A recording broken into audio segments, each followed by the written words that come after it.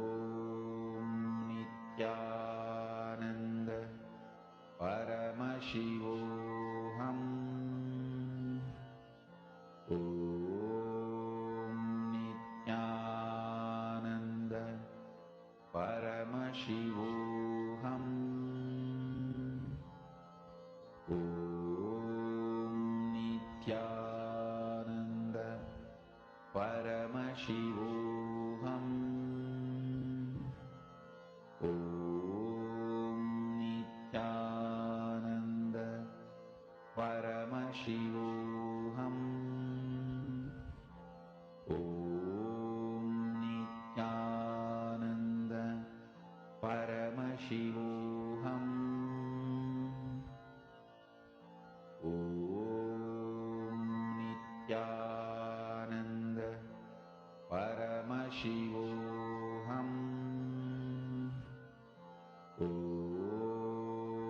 Nithyananda Paramashivoham. Om Nithyananda Paramashivoham. Om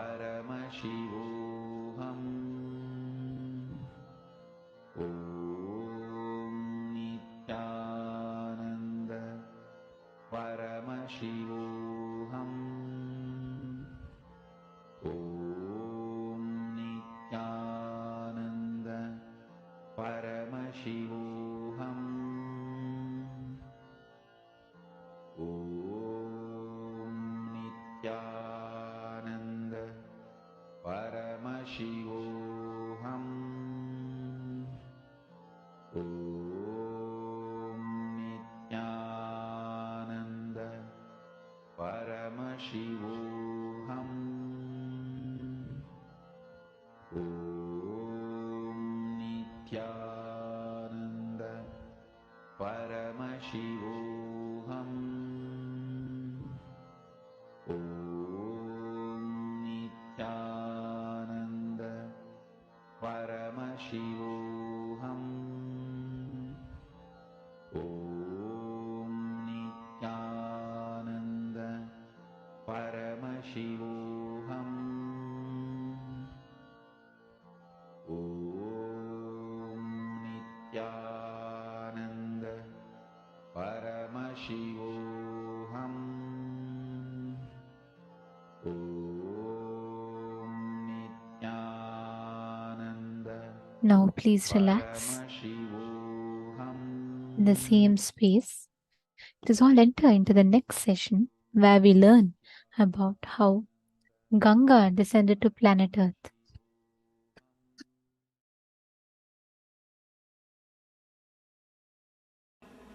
Today we will see the story of Ganga.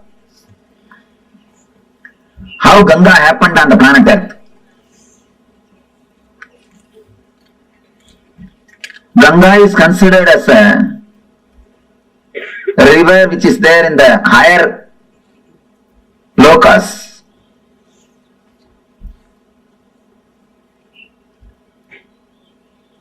It was there with the Kamandalu of Brahma. Means this is the energy, this is the water energy of existence. Brahma means a creator, the energy which creates the whole existence. You see Brahma, you can see four things within. One is the Kamandalu, means the water energy.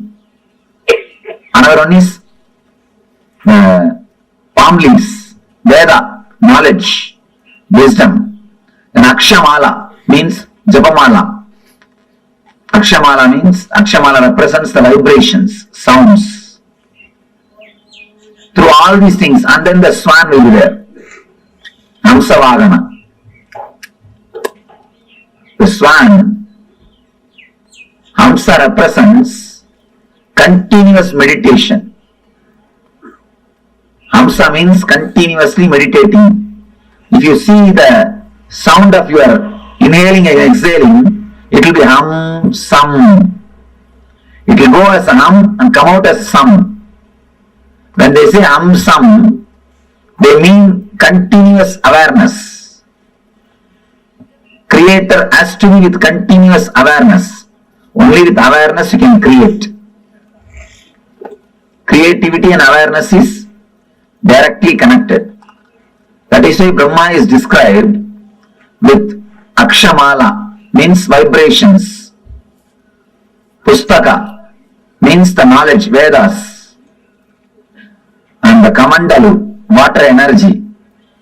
And Hamsam, awareness. Man who has reached the ultimate awareness, the Parama awareness, is Paramahamsa. Hamsam means awareness. Man who has reached the ultimate awareness is Paramahamsa. Ganga is the water energy of Brahma. She was there in his Kamandalu. I will describe the scene, how the Ganga happened on the planet Earth.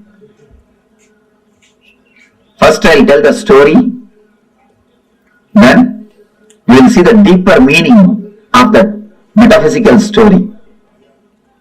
There was a king called Bhagirath.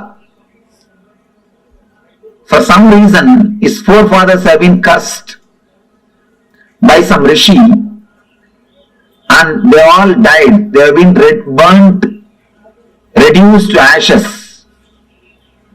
All their ghosts are living there, struggling, suffering. They are not liberated. So they beg Bhagirath to help him some way. Bhagirath decides, I have to do something and liberate. He starts meditating, doing penance, doing tapasya towards Brahma. Brahma appears and gives darshan. And he says, yes, I can send the Ganga to the planet Earth, no problem. But be very clear, can planet Earth hold the Ganga's speed? Can planet Earth sustain the force of Ganga? First, do something for that. Arrange for it. Then I will send the Ganga. Then again he starts doing penance, doing tapasya. After the tapasya, Shiva appears. Shiva asks, what do you want? Then Bhagirath says, now Brahma accepts to send the Ganga to planet Earth, but he says the whole planet Earth will be washed away. Planet Earth cannot withstand the speed of Ganga. Please do something, you have to protect us, you have to take care of us. Shiva says, all right, I will take care, don't worry. Tell Brahma to send Ganga, I will take care. He gives the assurance. Then again he meditates towards the Brahma. Now Brahma appears and says, I am ready to send, but Devatas are not ready to depart with Ganga. Devatas wants Ganga to be there. Bhagirath asks, what for Devatas wants Ganga to be there? No, they have to take bath in Ganga every day. It is their life source. Ganga is not simple water, it is an energy. By bathing in that only, every day they rejuvenate their body and mind. And anybody takes bath in Ganga every day, naturally their body and mind will be rejuvenated. That is why in this hilly area, no medical facilities, practically nothing. But see how many millions of people are living happily. Happily, they are living. Ganga is the mother who is protecting everybody. So the Brahma says they have to take bath every day. Then Bhagirath says, all right, I will arrange the arrange all the facilities for devatas to stay in the planet Earth. Just on the banks of Ganga, I will create cities where all gods and goddesses can live and have bath every day and have their regular routine as they have in the other loka, as they have in the Brahma Loka. Brahma says, if that is the case, then I agree. Go ahead and do it. Then he comes and does tapasya towards Himachala, the Hima hills, Hema Parvata, the Himaraj, who is the father-in-law of Shiva. He does tapasya towards the Himaraja. Himaraja appears and asks, what do you want? I want you to be the host for Mother Ganga. I want you to be the host for Mother Ganga. And you are the person in whom I can create a city for all the devatas. And only from you, the Ganga can flow. You are the only person who can be base for Ganga. Then she goes and tells Himaraja, host her. Himaraja accepts that Himaraja will host her. Then Bhagirata starts building the whole city throughout the route in which Ganga is supposed to travel. He meditates on every hill and takes permission. He prays to every hill. Every hill says, yes, I will give the way for Ganga. So all the whole route is cleared. Then he goes and prays to Kalabhairava, who is the in charge of city Varanasi. Kalabhairava is the in charge of Varanasi city. He meditates towards Kalabhairava. Kalabhairava appears and says, what do you want? I wanted, please give us the way for Ganga. You should receive Ganga and give us the way. Kalabhairava says, surely I will give, don't worry.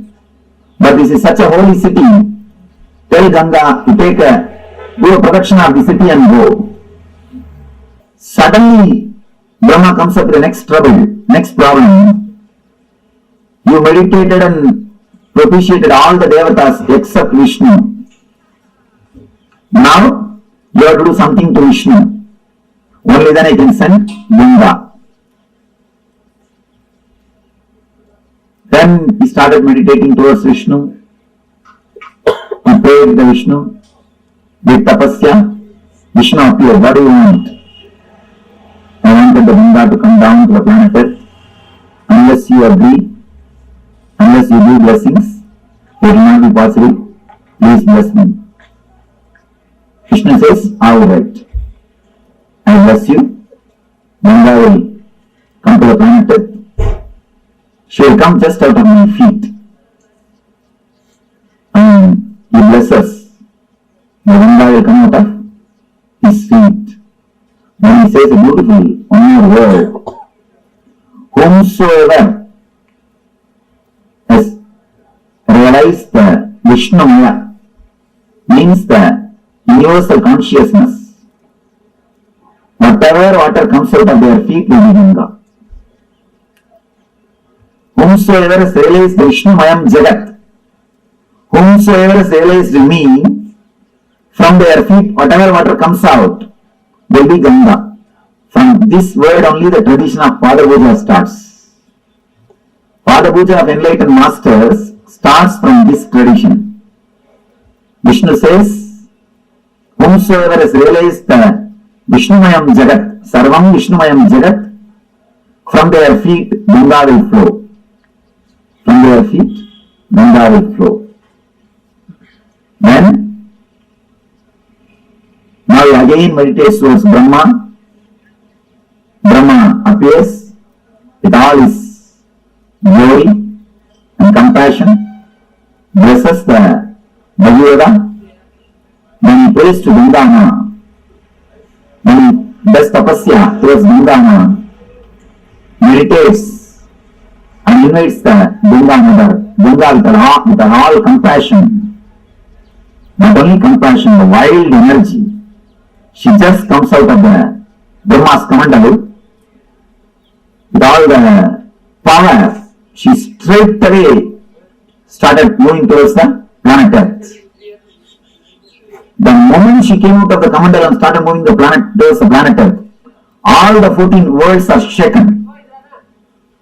All the Devatas, all the Rishis, all the Munis simply escaped from their planet Earth and ran away because they got frightened. The Pralaya is going to happen. Means the end of the world has come. Such a power, they simply ran away from their world. They escaped. And appears Shiva. Shiva beautifully appears and puts his head in between the Ganga. She straightaway lands into Shiva's head, into the matted lock. Next thing, she gets locked in the hair itself. She is black. Here, Bhagavan is sitting, waiting for Ganga for one kalpa. What is happening? They are receiving the call, she has started already, but she has not landed. Otherwise, she has started, but she has not landed here. What happened? What happened in the way? Again, he meditates towards Shiva. Shiva appears and says, yes, she is there in my head. Now, what do you want me to do? Bhagavan says, please just send a little bit. Don't hold the whole thing. Then Shiva says, oh, is it so? Alright, then just, he moves one hair. Just he does. Only one hair moves. And from the one hair gap, just Ganga comes out and lands on the Himalayas and comes. That is the flowing through this way. She fills the ocean. Understand? The story is no ocean. There was no water on the planet Earth. It is through Ganga, first water came to the planet Earth. Goes and merges into the Samudra, Samudraraj, the son of Ganga Mata.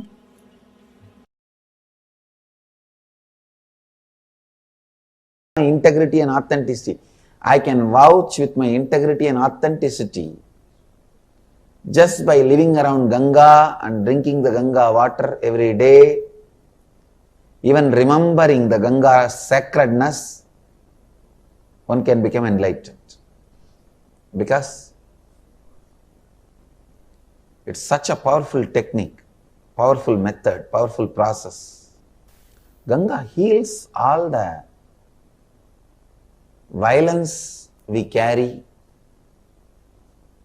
Ganga heals all the incompletions we carry. See, the lust is an incompletion, anger is an incompletion, violence is incompletion. All the incompletions we carry, Ganga can purify. Ganga can really purify.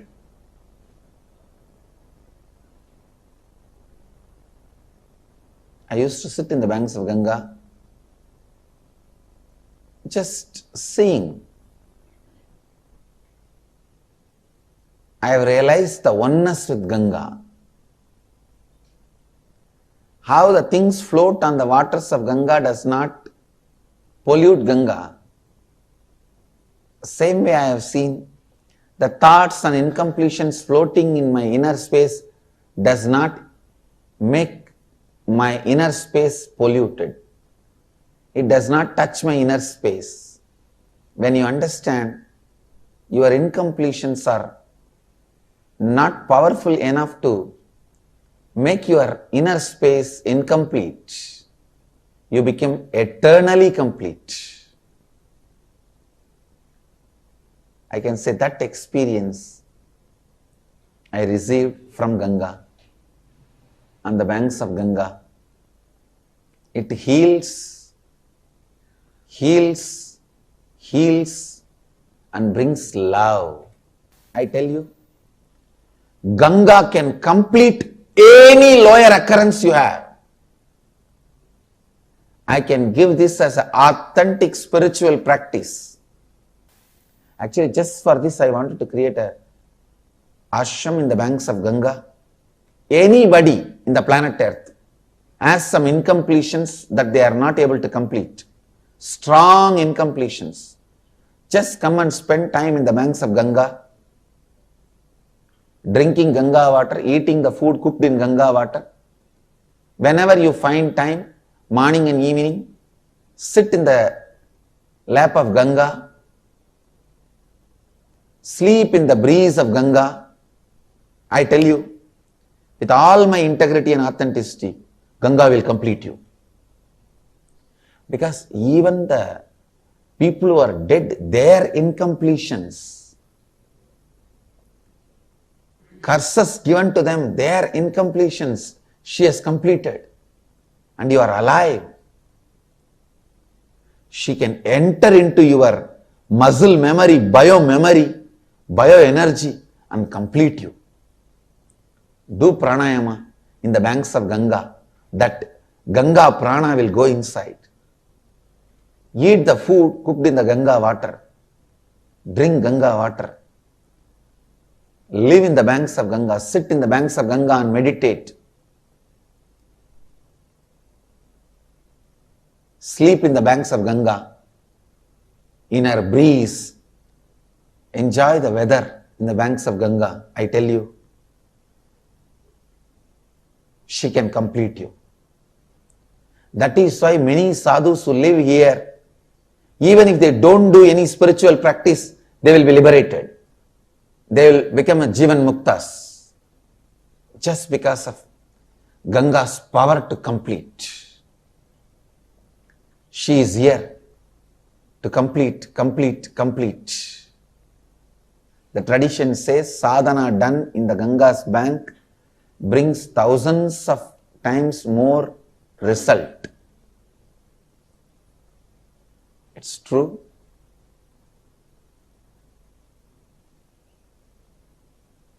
Ganga Mata is such powerful energy, such beautiful energy, such great energy. The largest worshipped deity is Ganga. She is the Kalpataru for planet Earth. Whatever, whoever wants, she goes on showering. She is like a mother. Physically also she gives what do you want, and spiritually also she showers what do you want. She is the Kalpataru. Come on, meditate on Mother Ganga. Let Mother Ganga be a Kalpataru.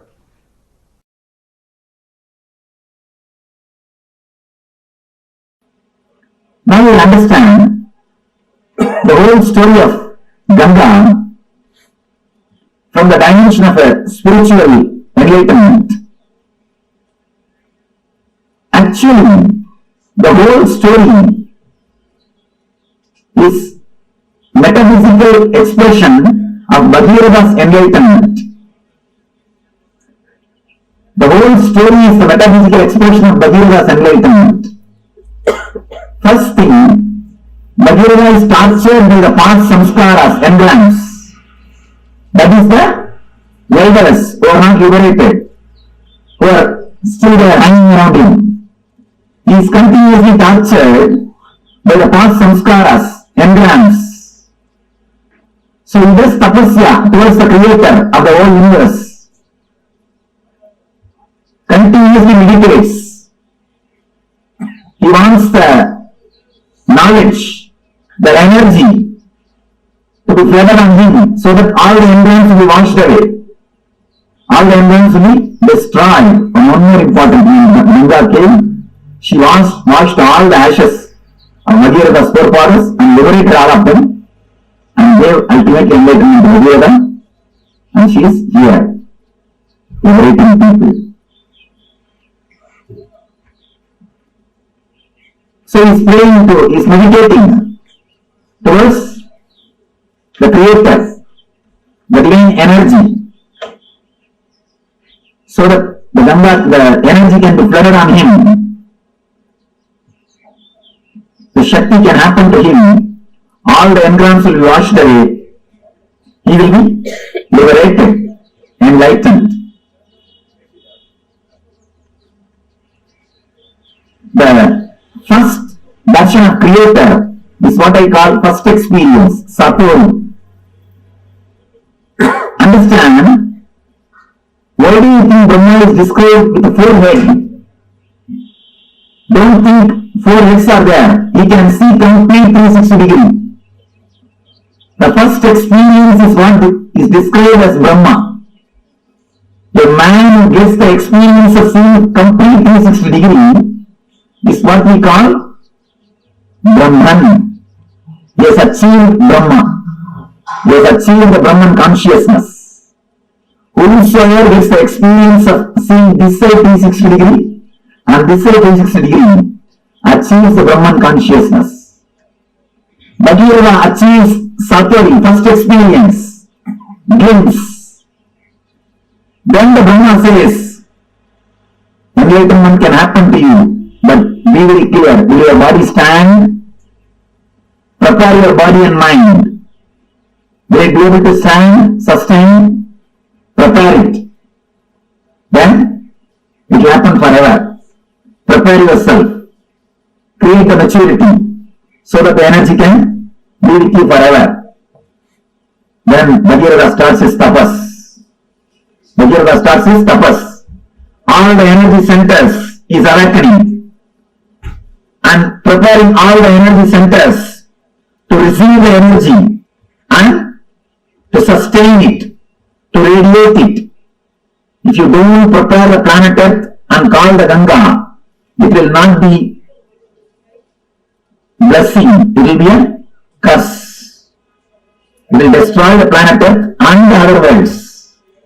So unless you prepare your whole body mind, enlightenment cannot happen. You need complete preparation. Satori can happen. You need complete preparation. Now you meditate towards the Guru who will guide, who will hold the energy and give you how much you wanted. He is the Shiva. He meditates on the Guru, Shiva, and asks, Master, when I have the experience, see my maturity and take care of me. Let me grow with maturity and energy. Just take care. How much I mature, that much supply the energy. Please let you be the safety valve. Let you be the dam. Then appears Guru. Says, I'll take care. Don't worry. Then, once everything is ready, he has to prepare the base for the energy to land is Anandaganda Chakra. Anandaganda is the base on which directly the Ganga can land. Ganga can descend. So he creates all the 7 cities, 7 chakras. He clears the roots, opens all the chakras, makes himself mature. So that when energy descends on him, when enlightenment happens on him, it can stay on him and help the whole world. It will be a blessing for him and to the whole world. He continues to do tapasya. He propitiates all the devatas, means the devatas who are residing in every chakra. Then comes Kala Bhairava, in charge of Varanasi Swadhisthana Chakra. And he asks, please give me the way for Ganga.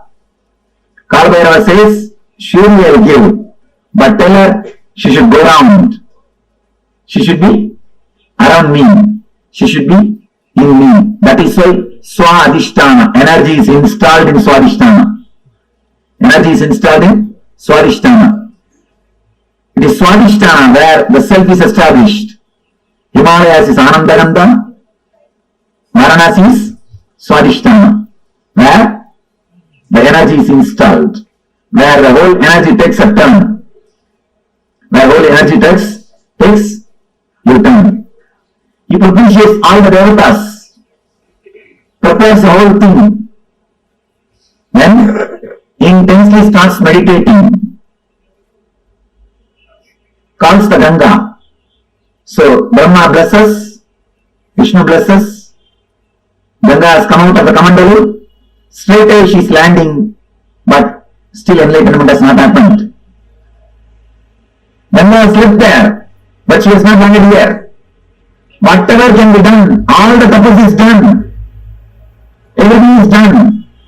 Whatever meditations can be done, whatever purpose can be done, whatever struggle can be done, everything is done. Enough. The Ganga is not happening. He just relaxes, dropping all the efforts. Enough now, nothing can be done. What to do? Nothing can be done. So when he relaxes, surrenders at the feet of Guru, the Lord Shiva, out of his grace and compassion, he moves one hand. Then lands Ganga in Ananda Ganga Chakra to flood the whole world with the spiritual energy and runs to all over the world, not only to Ganga Sagar, till LA. Moves all over the world, and blessing the whole world during the Yuga Suva and Parasuva. Not only washing the embryons of Bhagavata, blessing the whole planet Earth, whole universe, by radiating the divine energy, by radiating the spiritual energy, by radiating Ananda Shakti. Ananda Shakti, the Ananda Shakti, which has liberated Bhagavata, which has liberated the whole humanity, which is liberating millions of seekers.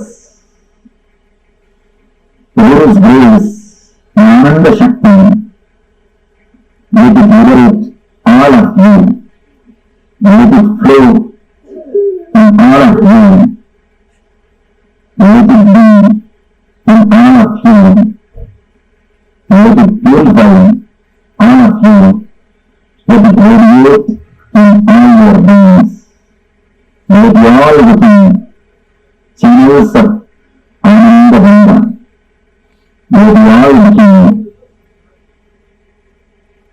Ananda Shakti.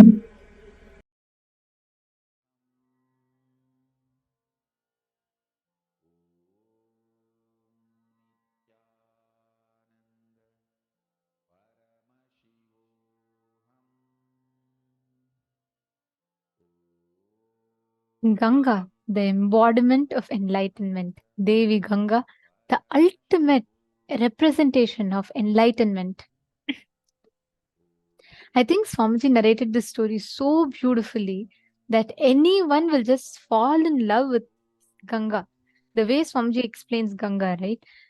That's the beauty. In Hinduism, deities are not just like, okay, some characters of mythology. No, we know they are living, alive, and they are as alive as amongst us as any of our friends are.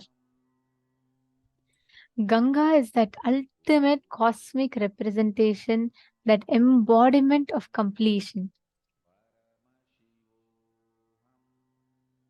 She is the embodiment of enlightenment, the embodiment of giving us the experience of that ultimate Satya, the Parama Satya. Ganga comes down for liberation. Ganga Mata. In Hinduism, she is revered and worshipped as Devi, Mother Ganga. And she gives all of us that experience of enlightenment, that ultimate cosmic oneness. That enlightenment she bestows all of us with. That is Ganga. And today, all of us are going to be having the darshan. See, actually, Swamiji narrated here, right? How Devi Ganga descends, and there are like multiple times Bhagirath meditates, and 2 times Paramashiva comes, correct? Those 2 times, when Paramashiva happens in Maharloka, when Paramashiva holds Ganga in his chatas in Kailasa, that is one. When he releases it in Bhuloka, that is Ganga Visarjana. When he holds Ganga on his jatas, it is Ganga Dharamurti. This is the story, like the significance name-wise of the deities. So if we understand, if we know that the whole experience and the whole science of enlightenment that has been revealed for each and every one of us, this ultimate science of enlightenment is represented by Ganga, Devi Ganga. Catching it? Now, all of us will understand what Ganga is. How can we apply her principle in life? One of the most beautiful lines Swamiji says, Ganga is a river of knowledge, river of enlightenment. Just by drinking the Ganga water, one can experience enlightenment. Just by you having the Ganga water, Ganga Jal, you can experience enlightenment. Just by you consuming the sacred prasada. Swamiji used to sit in the banks of Ganga, and Swamiji used to just see Ganga, that space of Upanishad. And Swamiji beautifully explains, when Swamiji used to see, right, the objects floating on Ganga, like how all the things floating on Ganga do not pollute Ganga, same way the thoughts, the incompletions, the patterns floating inside of you does not pollute you. Your incompletions are not powerful enough to make your inner space incomplete. If you just meditate on Ganga, Devi Ganga, letting Mother Ganga be Kalpataru, every one of you just sit straight, close your eyes and meditate on Devi Ganga. Just do it for a few minutes. Just connect and meditate on Devi Ganga. Please sit straight.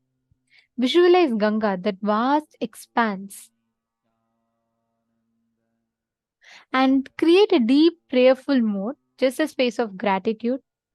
Visualize Devi Ganga.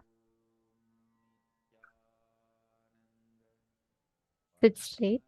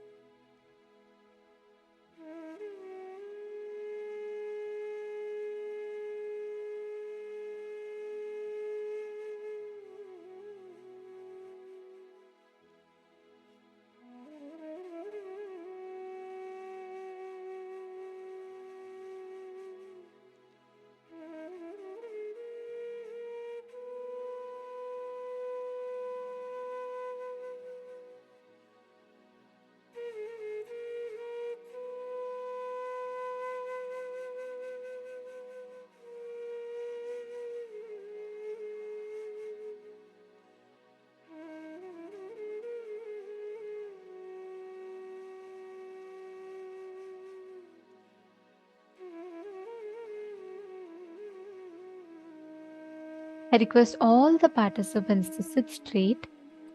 Visualize Devi Ganga. We will now be playing some oneness capsules where Swamiji himself is sitting in the banks of river Ganga. I request every one of you to just connect. Visualize Devi Ganga.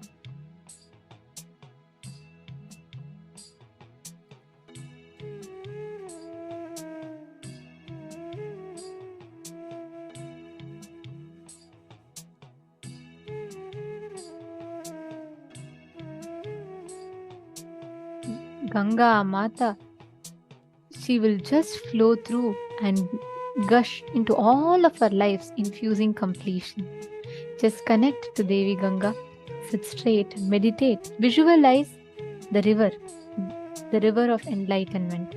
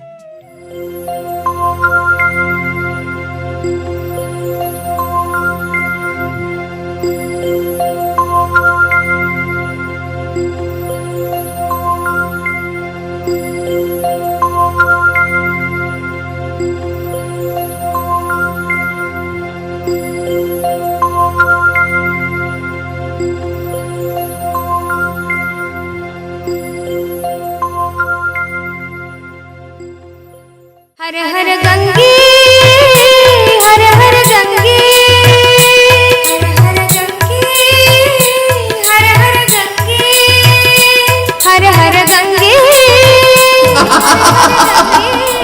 Ganga अयम। हे नटराजा हे नित्यानंदा, हर हर हर हर गंगे। हे नटराजा हे नित्यानंदा, हर हर हर हर गंगे। हे नटराजा हे नित्यानंदा, हर हर हर हर गंगे। हे नटराजा हे नित्यानंदा, हर हर हर हर गंगे। हर हर गंगे, हर हर गंगे, हर हर गंगे, हर हर गंगे, हर हर गंगे, हर हर गंगे, हर हर गंगे, हर हर गंगे। हे नटराजा हे नित्यानंदा, हर हर हर हर गंगे। हे नटराजा हे नित्यानंदा, हर हर हर हर गंगे। हे नटराजा हे नित्यानंदा, हर हर हर हर गंगे। हे नटराजा हे नित्यानंदा, हर हर हर हर गंगे। हर हर गंगे, हर हर गंगे, हर हर गंगे, हर हर गंगे। नित्यपुरीश्वरा जय गंगाधरा, नित्यपुरीश्वरा जय गंगाधरा, नित्यपुरीश्वरा जय गंगाधरा, नित्यपुरीश्वरा जय गंगाधरा।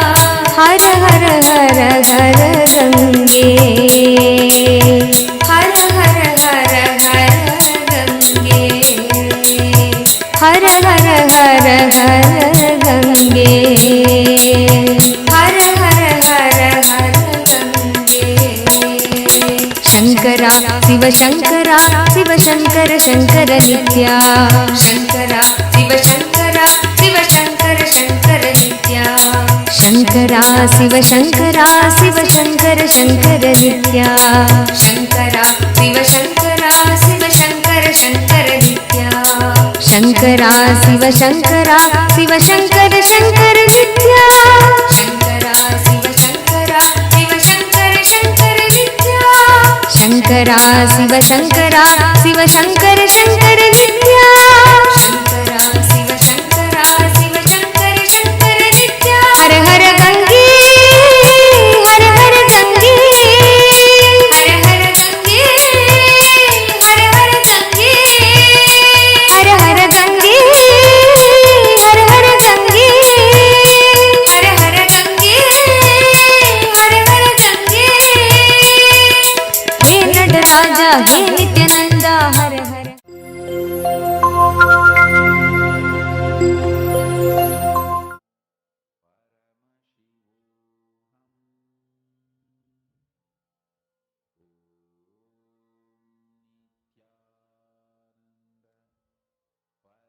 Please relax. Slowly, very slowly. Please open your eyes.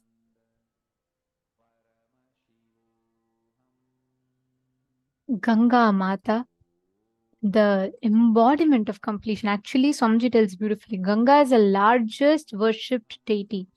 Starting from Gangotri till Ganga Sagar, fully she is worshipped by 2 crore people every day. Ganga is that most compassionate, most loving, and most available form of Mother Nature, actually. And now, connect to Ganga, right? When you experience completion internally inside of you, bringing completion externally in all situations is very easily possible. See, Mother Ganga represents the Prakriti, ultimate form in front of us, right? If something is just a matter, if something is just an object which is not relevant in your life, you will not be able to connect with it. That is why we all worship Ganga as Mother, Devi. The moment you declare and connect her as that, she's immediately gushing to be available to us. And every one of us can just sit now. Vamadevananda, just sit from this space. Every one of you sit and connect to Ganga. You will see how all your commands, the nature will listen, the nature will obey. Whether you want to increase the size of water in something, whether you want to increase the temperature, everything will simply fall into place. All of you sitting here now, Ma Liangshu, Ma Pinyushan, Ma Donna, every one of you, connect to Devi Ganga, declare any change you want in the weather temperature. Immediately you will see how she will rush to make it happen for you. Shall you all start? Please sit straight. Sit with your head, neck and spine in a straight line. So first step, what you're going to do is, you're going to go to accuweather.com. The link to the website is shown for all of you here. Go to accuweather.com, and once you go to accuweather.com, you can take any one place. Let's say, for example, if Liangshu, if you are scanning Beijing, okay? So scan, now you can type out Beijing in accuweather.com and you can see the current temperature in Beijing, and you will be able to alter the temperature at least by 3 degrees. Minimum by 3 degrees you will be able to alter. Okay, shall we all start? Okay. Please chant the Mahavakya. Come on, every one of you, please connect to a partner. Can I please request you all to post in chat if you have connected to a partner? Paramashivoham. Om Nithyananda Paramashivoham. Om Nithyananda Paramashivoham. Om Nithyananda Paramashivoham. Om Nithyananda Paramashivoham.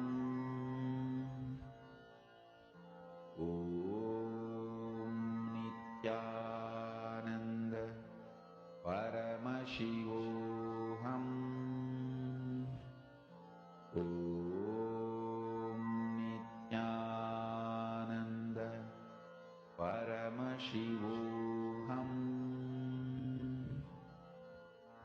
Om Nithyananda Paramashivoham. Om Nithyananda Paramashivoham.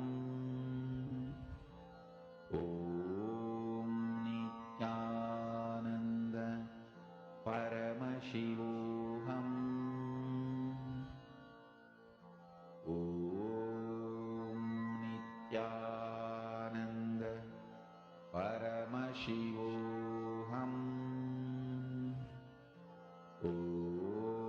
Om Nithyananda Paramashivoham.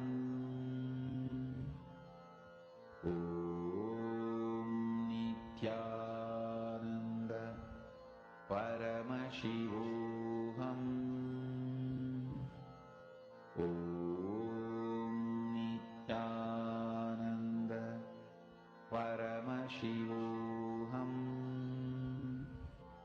Om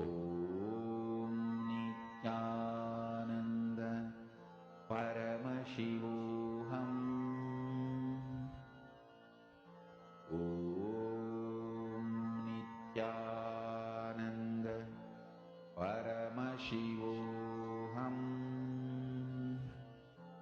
Om Nithyananda Paramashivoham. Om Nithyananda Paramashivoham. Om Nithyananda Paramashivoham.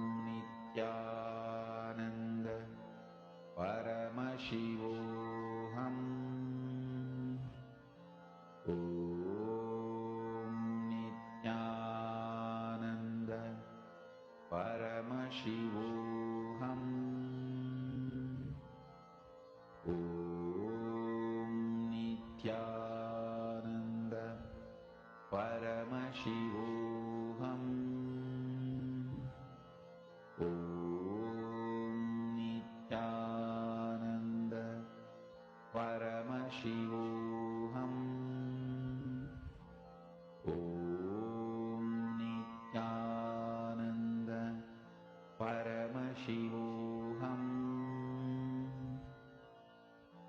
Om Nithyananda Paramashivoham. Om Nithyananda Paramashivoham. Om Nithyananda Paramashivoham. Om Nithyananda Paramashivoham. Om Nithyananda Paramashivoham. Om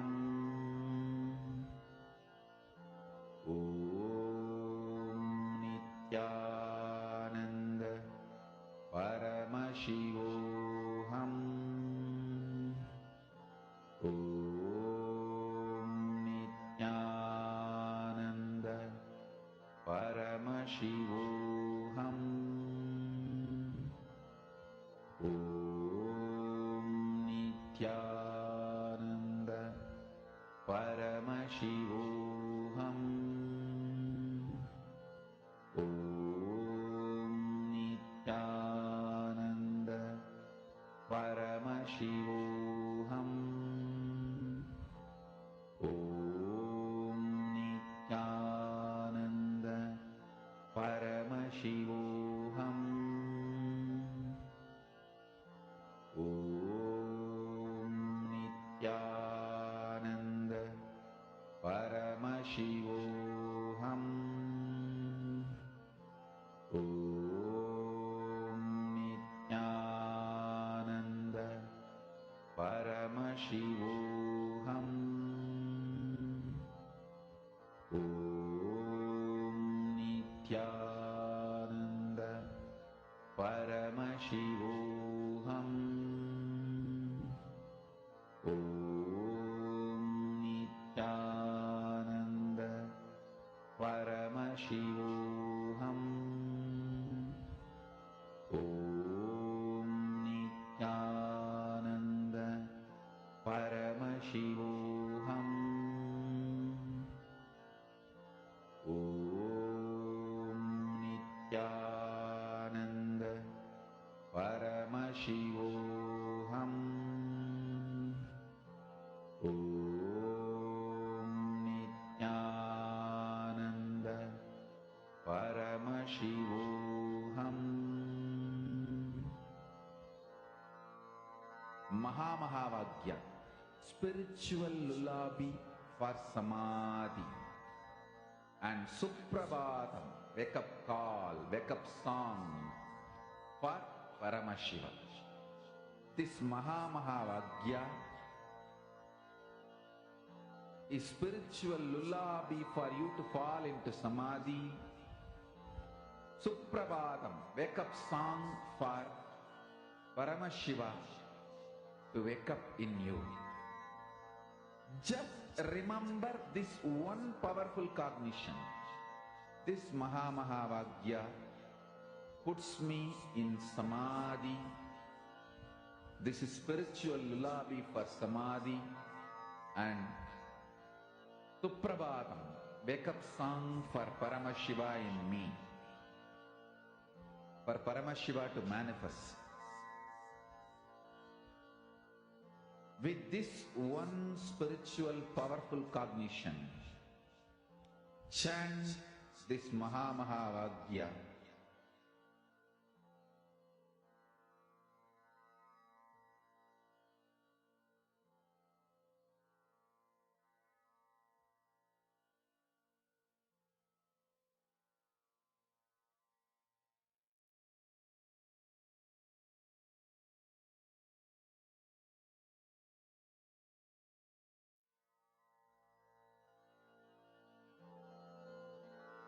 Mahamahavagya, spiritual lullaby for samadhi, one spiritual powerful cognition. Chant this Mahamahavagya. Nithyananda Paramashivoham.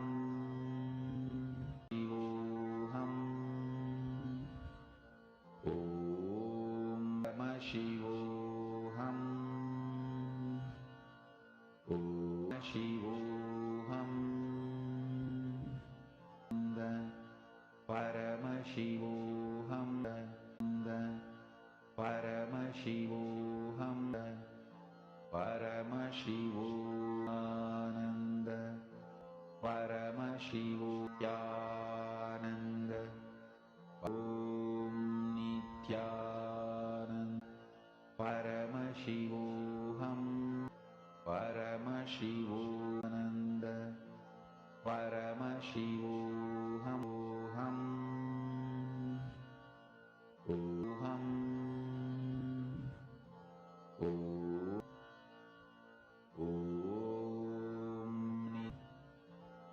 Om Nithya. Om Nithyanandam. Om Shivoham. Om Nithya. Om Nithyananda. Paramashivoham. Ananda. Paramashivoham. Om Nithyananda. Paramashivoham. Om Nithyananda. Om Nithyananda. Paramashivoham. Om Nithyananda. Paramashivoham. Om Nithyananda. Paramashivoham. Om Nithyananda. Paramashivoham. Om Nithyananda. Paramashivoham. Om Nithyananda. Paramashivoham. Om Nithyananda. Paramashivoham. Om Nithyananda. Paramashivoham. Om Nithyananda. Paramashivoham. Om Nithyananda. Paramashivoham. Om Nithyananda. Paramashivoham. Om Nithyananda. Paramashivoham. Om Nithyananda. Paramashivoham.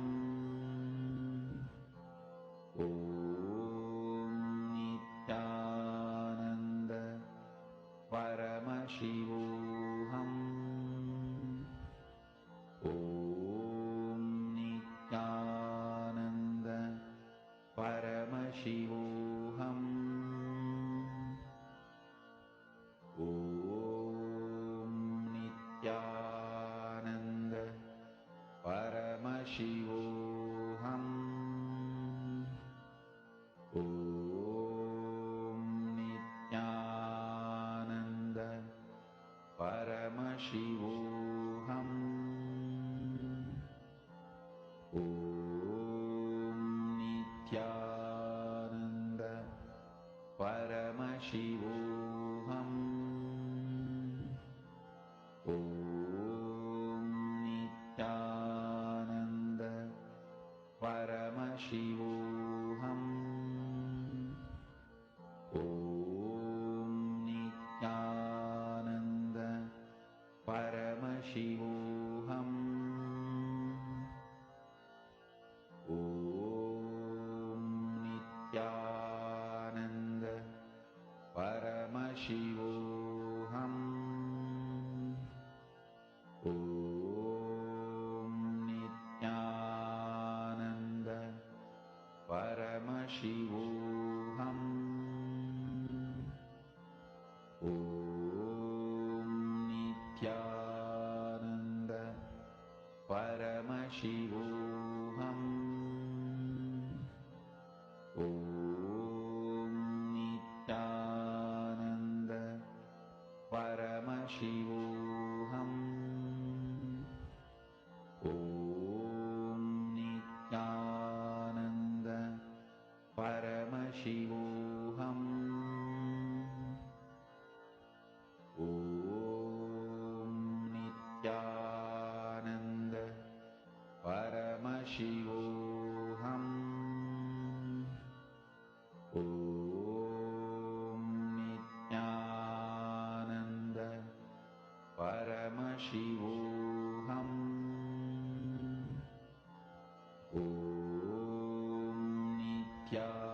Now, in this same space, let us all enter into the next session where we are going to be understanding about one of the key, most important aspects of our life that is needed for decision making. Let us learn about will persistence.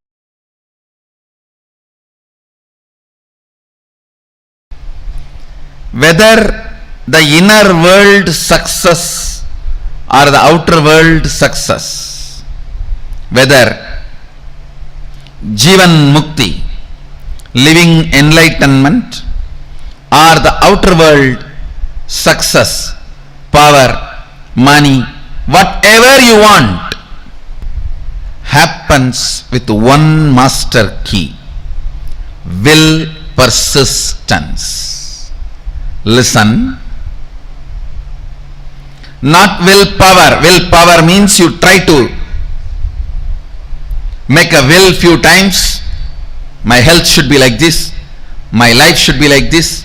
My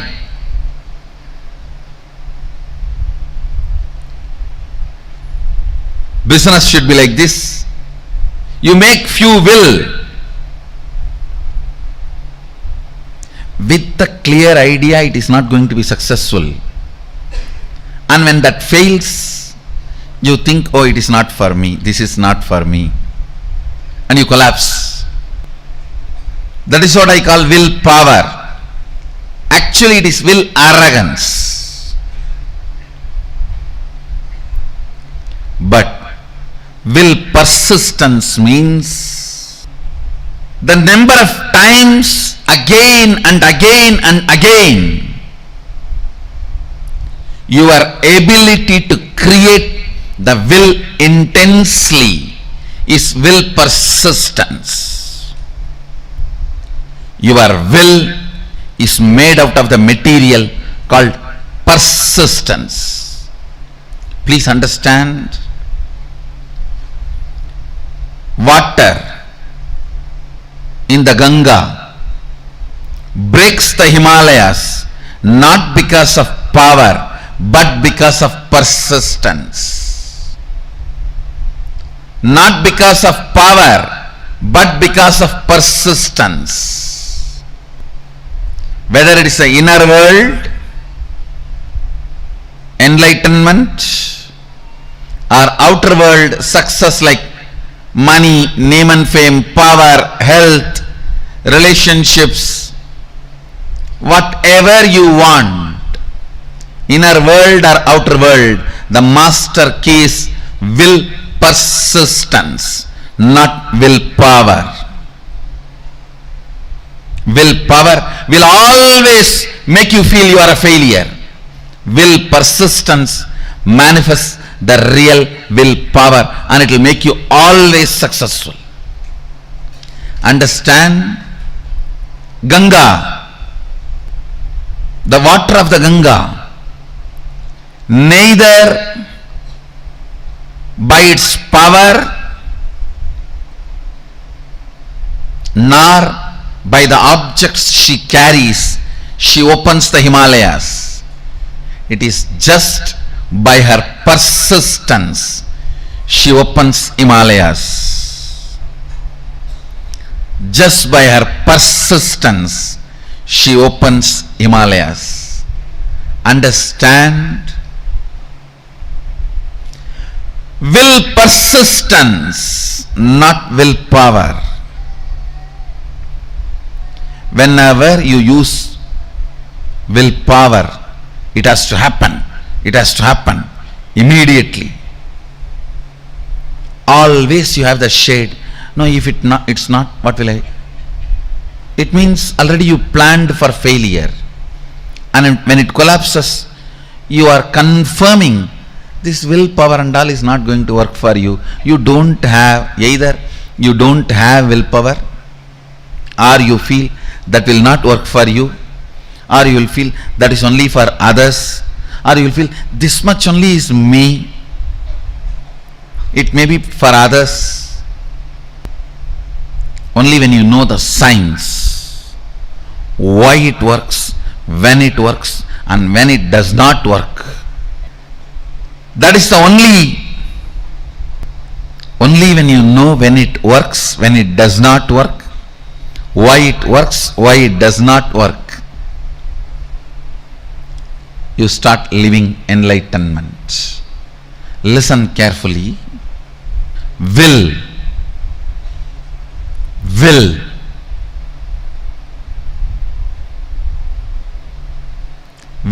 persistence means manifesting enlightenment and powers. If you decide to persist, that moment power starts manifesting. You don't even need to spend your whole life on persistence. Persistence is your decision without self-doubt. Persistence is your decision to persist. Persistence is your decision to persist and being sure about it. Willpower, when you use just will, you are not sure about you. What will happen if it goes this way or that way? With will persistence, you are sure anyhow how you are going to be. Look at every step in your life. All your patterns of withdrawing from life, all your decisions to withdraw from the life comes from your will arrogant decisions.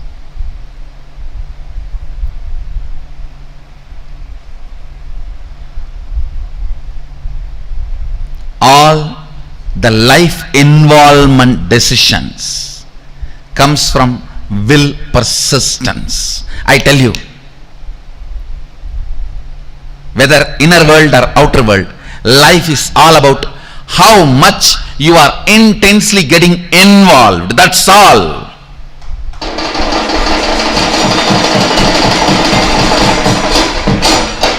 The intensity with which you get involved with the life.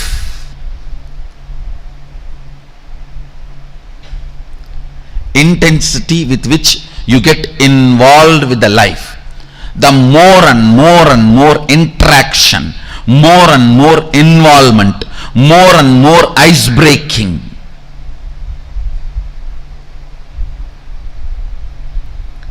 Will persistence is all about life.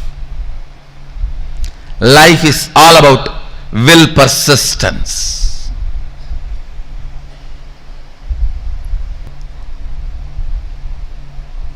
Will arrogance is failure.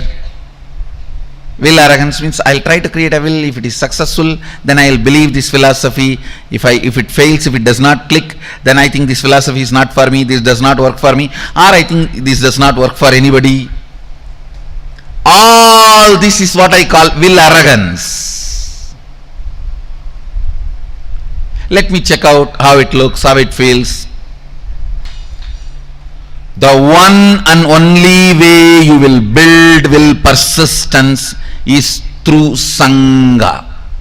Sangha teaches you the science of will persistence.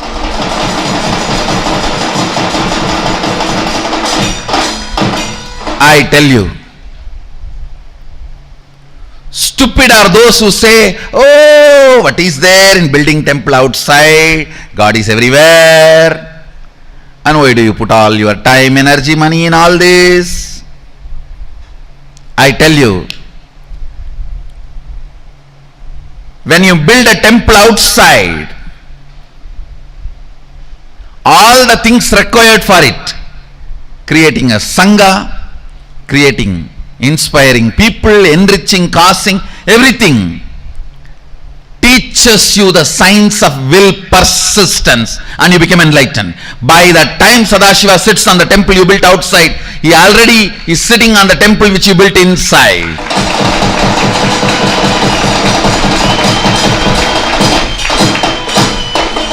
I tell you, anybody wants enlightenment, build a temple, you will have it.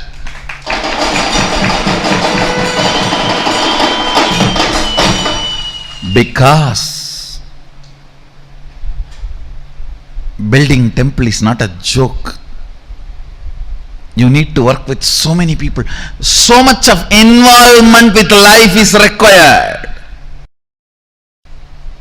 And I also commit with you guys. Get involved with life. Get involved with Sangha in a very organized, systematic way. I am responsible for your enlightenment and manifesting powers. When I say I'll do it. When I say I'll do it. Will persistence does not take time as you think before practicing will persistence.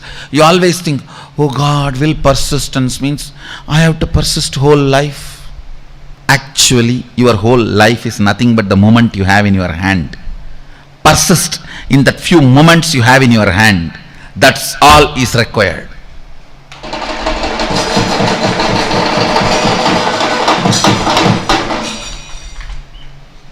The moment you think of the whole life, it's will arrogance, not will persistence. The moment you decide will persistence, simply you start manifesting Sadashiva.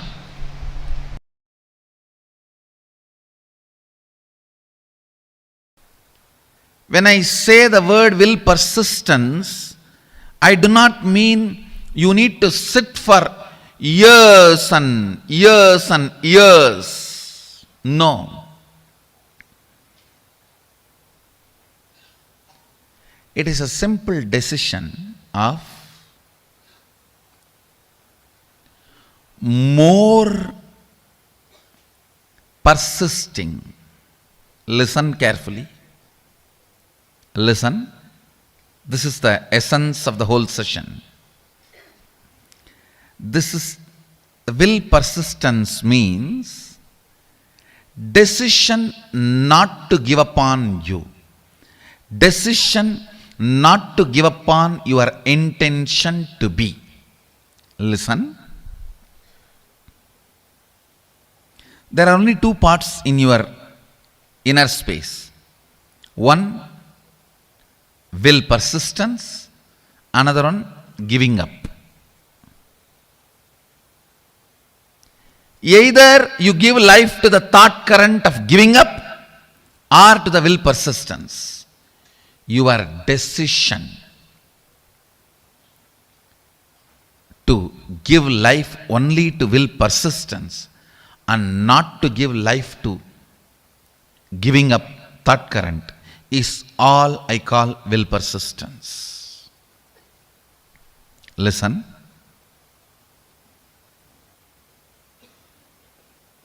Actually,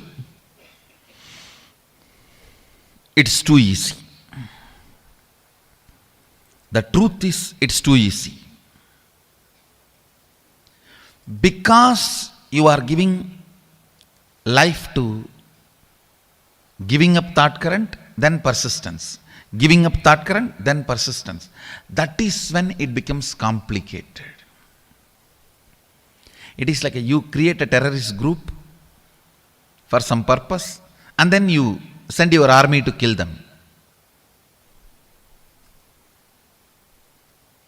You create a terrorist group, and then you send your army to kill them. Then world will never have peace. In your inner space, you do the same political game. For right or wrong reasons. For good or bad. You support giving up pattern. You cherish sometime without even you knowing. Only when you are about to fail, collapse, you wake up, oh, not this, not this.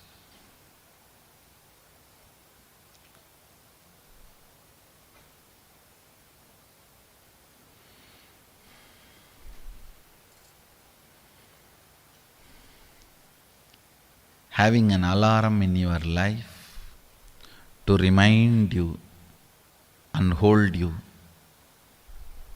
without letting you fall is equivalent to having a guru.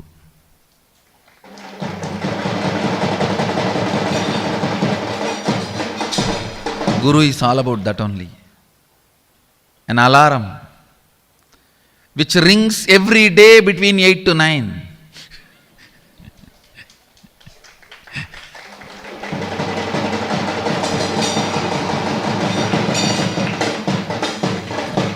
Reminding you constantly not to fall.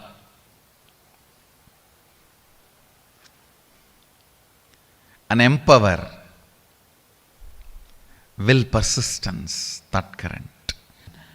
You never manifest what you desire. You manifest only what you believe. If you think what you desire you are going to manifest, no, you are fool. You don't know the secret of manifestation. What you believe you are going to manifest. If you believe your willpower is never going to manifest, it is never going to manifest. Your belief, your cognition, your perception, that is only going to become reality. Understand, an important thorn in the flesh need to be removed.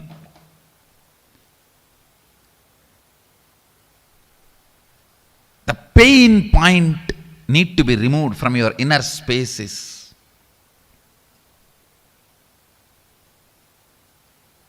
Will, arrogance, failures. All your failures, whether you prayed and did not get. You see, prayer is nothing but making a will.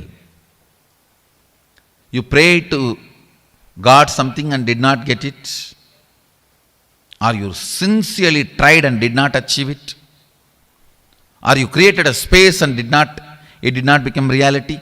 All this and all the pains accumulated around this is all about will arrogance. Listen, it is all about will arrogance.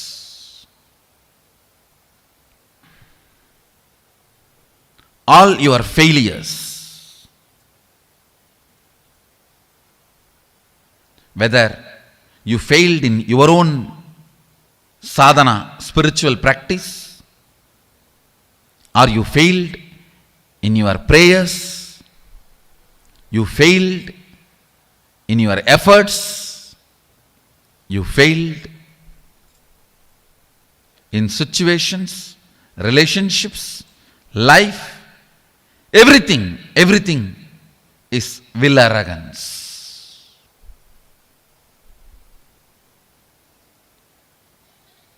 If you understand, by its nature, will arrogance cannot become reality. by its nature, will arrogance cannot become reality.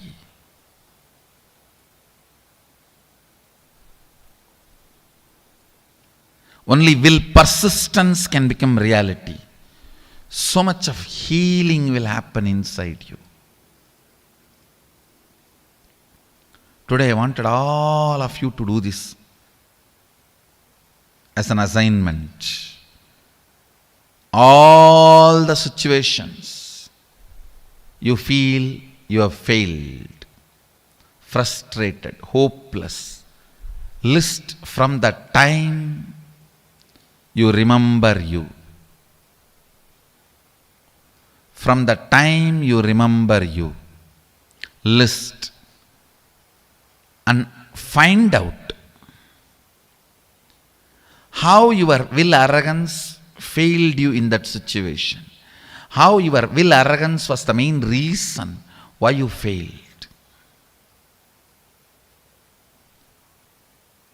This understanding and then completing with this pattern of struggling with will arrogance and deciding to have will persistence, your will arrogance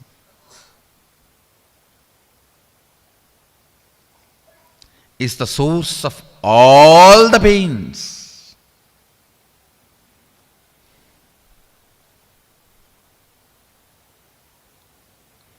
If you can internalize this one truth today,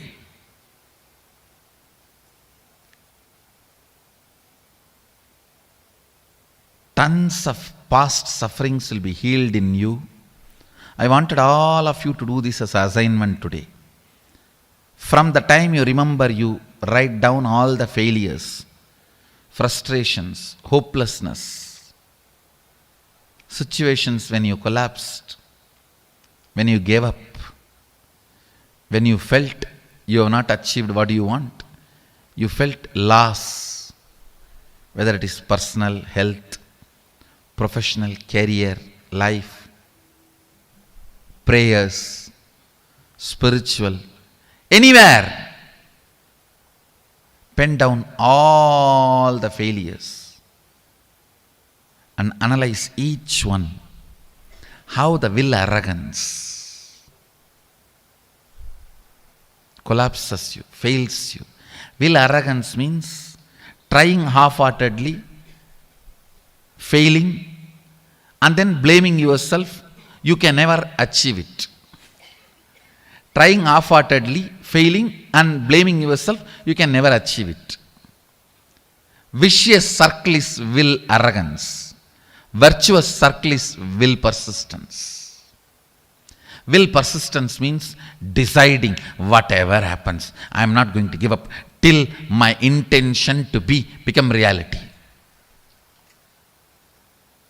Nothing can stop me.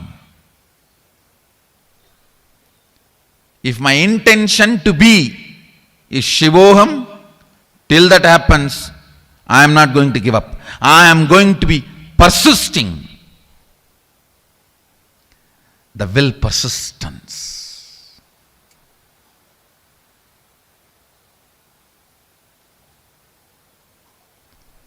Whatever may be your intention to be,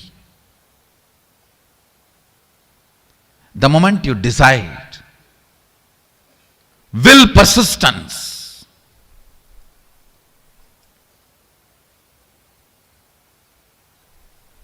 you will see so much of healing, healing, healing, powerfulness, powerfulness, powerfulness.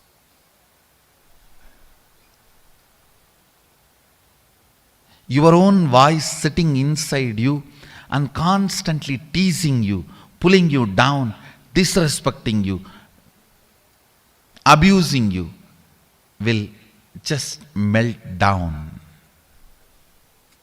You don't have any other enemy other than your own will arrogance voice from inside.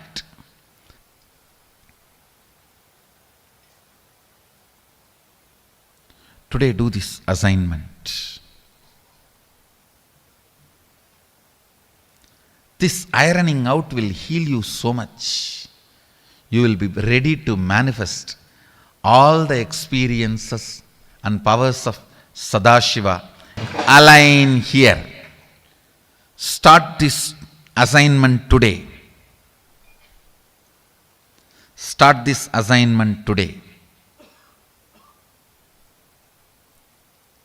To complete with all the pains, ideas, neurological, psychological, physiological, physical, hormonal ups and downs you generated in you, which goes on trying to make you believe falsely that you are not your intention to be. Complete all of that. After finishing the assignment, you will simply understand it is just dash dash dumped on you by your will arrogant lifestyle. Actually, I want you to do the assignment here. Sit here, and after this session, do the assignment. I'll help you complete here.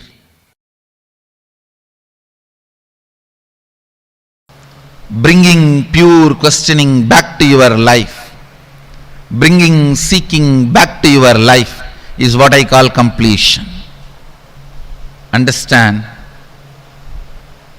It happens only by will persistence, not by willpower.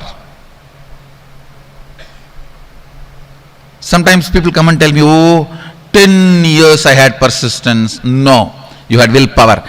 Persistence never brings you tiredness and boredom. You never had persistence. It was always will arrogance fighting and failing. Will arrogance fighting and failing. That is why you are feeling tired and bored. That is not persistence. That is will arrogance. You need to have right idea about your past. Only then you will make right decision about your future. Many times, the tug of war which you continue to have with your will arrogance, you call it as will persistence. No. Will persistence is different. Will arrogance is different. In will arrogance, every time you only fall into powerlessness and repeat the same stupid cycle. In will persistence, every time you are one step ahead. You are one step ahead. You are one step ahead. So you will never be bored. You will never be tired. Tiredness and boredom is the quality of will arrogance, not the quality of will persistence. Will persistence never brings powerlessness about you or about others. Will arrogance always brings tiredness, anger towards you and others. Will arrogance is different. Will persistence is different. Will persistence becomes will power, not will arrogance. Will arrogance becomes only will failure. Will persistence becomes will power. Will arrogance becomes only will failure.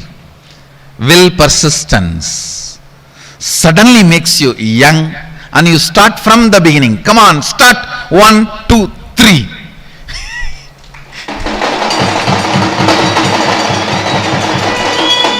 Will arrogance makes you feel tired about even the things which you never practiced, but just you imagine you tried. I tried.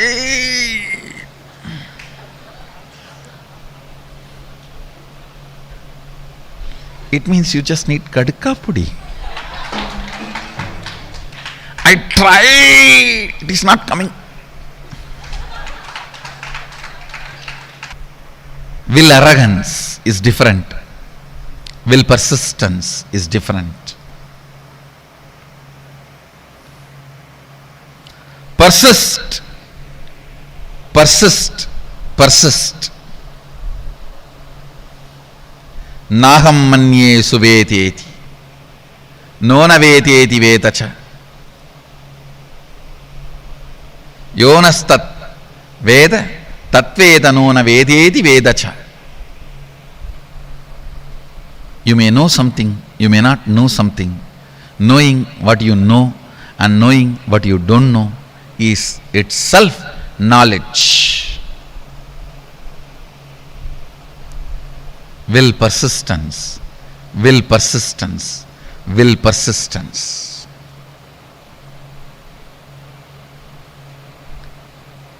Nothing else need to be done in the world. Just the will persistence will awaken you to you, will raise you to you, will make you realize you to you. Naham manye suvedeti, nona vedeti vedacha, yonastat vedatat veda, nona vedeti vedacha. More and more things you embody, more and more you will know, more and more will persistence happens, more and more will arrogance gets completed. That's all is the essence of life. That's all is the essence of life.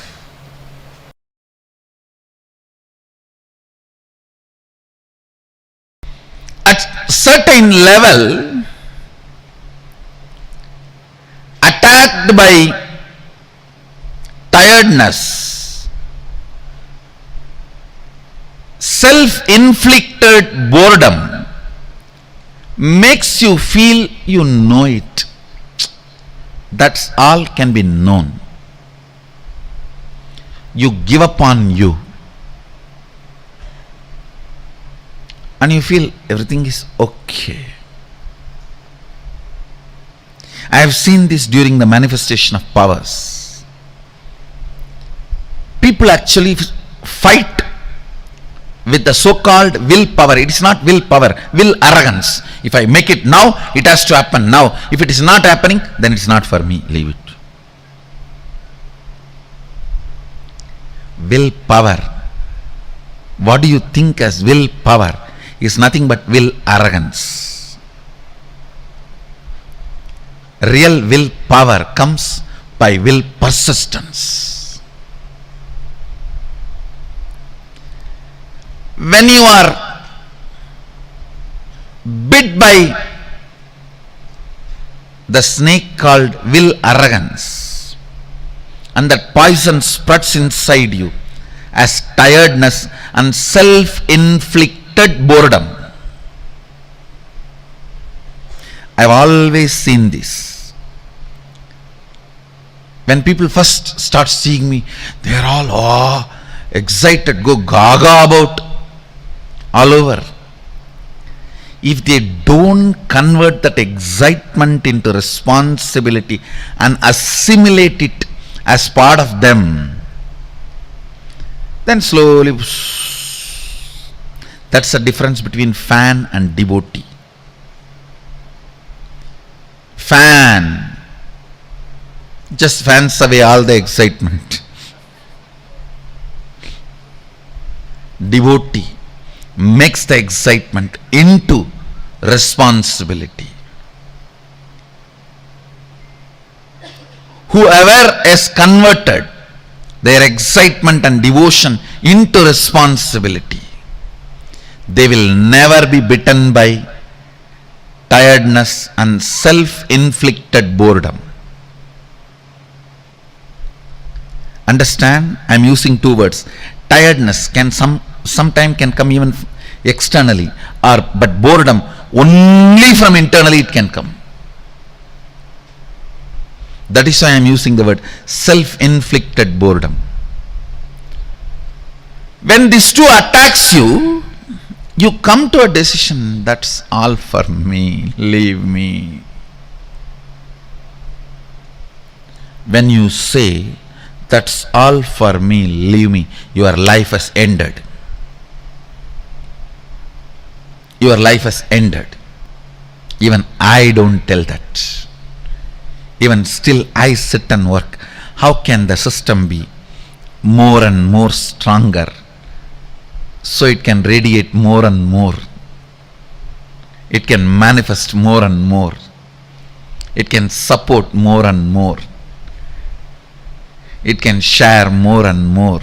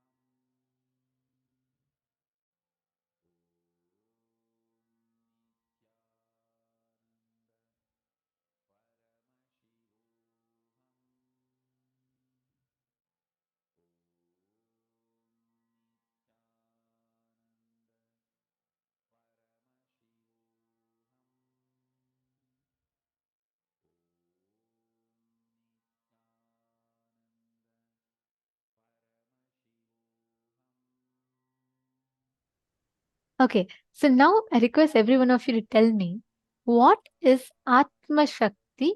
What did you understand as Atma Shakti? Come on, can I request all the participants to post whatever you understood as Atma Shakti? Can I request every one of you to post?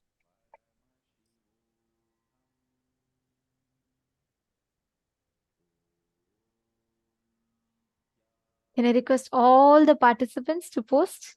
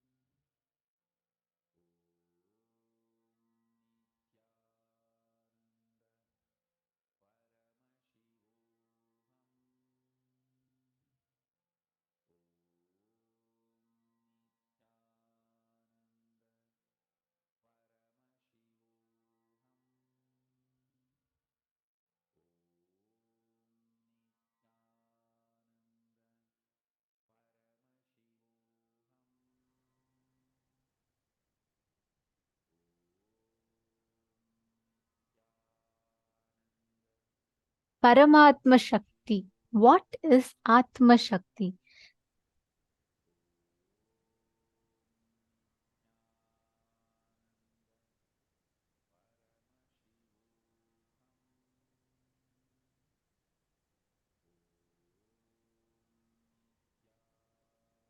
Will persistence will lead to success. Ma Jenny Tran has posted, okay. Ma Diana Caesar has posted, you know how you will have persistence when you are trying again and again with the attitude of little child in play, okay.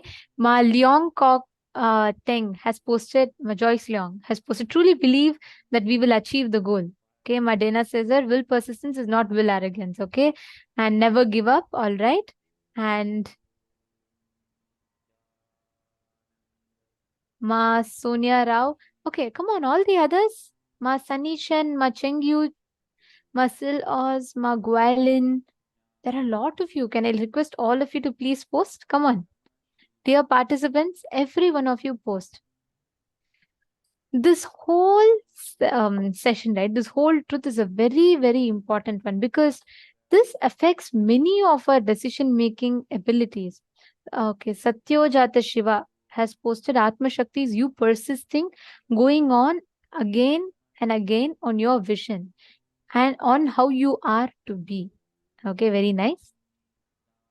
And Zach Medaya, come on, can I request every one of you to post as well?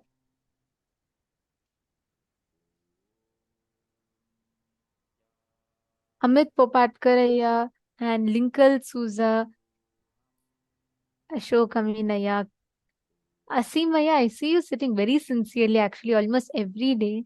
I see you sit here and I see you listen to the sessions.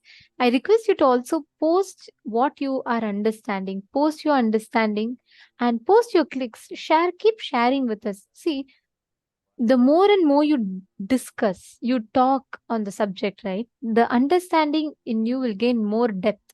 So the way you understand, the way you see it, you'll have a lot of depth inside of you.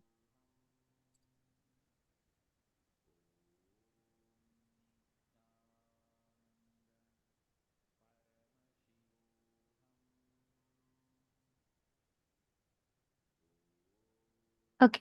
So now let us understand this will persistence. One of the key things Swamiji revealed in this, will persistence versus will arrogance. See, many times by the temporary understanding or ideas that we derive from life, we jump to a certain conclusion. Say, for example, you try to invest your money into something and your money fails. Basically, you don't really get a good returns of what you invested in. And your money fails again. When you understand, when you realize, when you cognize how this constantly, the situations outside are not going to determine your success or failure, your response to every situation is going to determine your success or failure, then you will not push yourself to, okay, let me see what is the next situation like, let me see the results, then let me take the action. You will not wait for that. You will take the responsibility and you will manifest, you will move situations in life without waiting for life to change. See, there are two different things, okay? Typically, every one of us, most of us at least, we all wait for things to happen until we say, oh, okay, if really I'm going to let life show something, let there be some result, then I'll take an action. And life waits. Life says, okay, let you take some action, then I'll give you the result. This battle, right, almost keeps going on. Whoever gives up saying, okay, till whether I do or not, let life someday, suddenly, somewhere, something will happen. That time, let's see. That exact thing is what is will arrogance. But you wait, you say, let things come, let me see when things come and let when things manifest. Will persistence is you taking responsibility to create the reality that you want. Only those who take responsibility for them to manifest the reality that they want, they are the winners. Those who don't take responsibility are on the loser's side. Whoever takes responsibility, whoever decides, I will take responsibility for it to happen, they become the winners.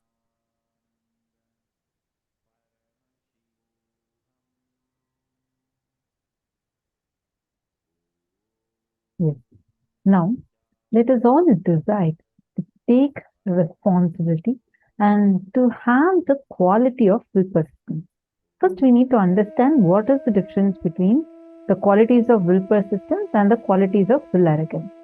Take a quick few minutes and cognize the different qualities that will arrogance has and the qualities that will persistence has. If you see tiredness, boredom, powerlessness about self, powerlessness about others, feeling that all can be known, what to do. All this is qualities of will arrogance. Like at times you feel that I know everything that needs to be known. And that is called as will arrogance. It's a quality of will arrogance. You feel like, that's all. I already know everything. See, the thing is, it does not result as any kind of a confidence in you. No. It results as a will arrogance that does not let you learn things or explore into new things. It will make you so rigid inside of you. Let's see what are the qualities of will persistence. Young, energetic, energy to start from the beginning, and tremendously powerful. All these are qualities of will persistence. You would actually see all these qualities in Swamiji. Now take a few minutes. Now see where exactly this will persistence from us actually goes is when you start building incompletion from your past failure. For example, when you were a kid, you started falling 100 times before you got up to start walking. Am I right? We all keep falling, and then only you get up and walk. You did not walk at the first try. But at that time, that fall, physical fall itself did not cause pain in you because you didn't consider that as a failure. You didn't have your own long sob story because of why you feel so strongly inside you that you failed and you have that failure pain. That was not there when you were a kid. That's why you're walking today. Am I right? When you started walking, as a kid, when you started walking, hundreds of times you fell down and got up, fell, got up, fell, got up. The only difference is you never gave up. So you are very clear. Until I walk, I'm going to keep trying. That quality is will persistence. Now, what happens by and by as that small kids started growing bigger, society's influence, you started learning, oh, this is how my mom talks, this is what my dad says. You hear all their complaints about their lives, you see their struggles, and you start believing that failure pain is legit. You start holding on to something that you call as a failure, hold on to the pain of the failure, and hold on to all the incidents. So the next time you want to try something, you don't even have the energy to try it. You're already tired, you're bored, you're frustrated, given up. That's it. That is where the will arrogance starts. How many of you are understanding this? How many of you are able to see this in your life?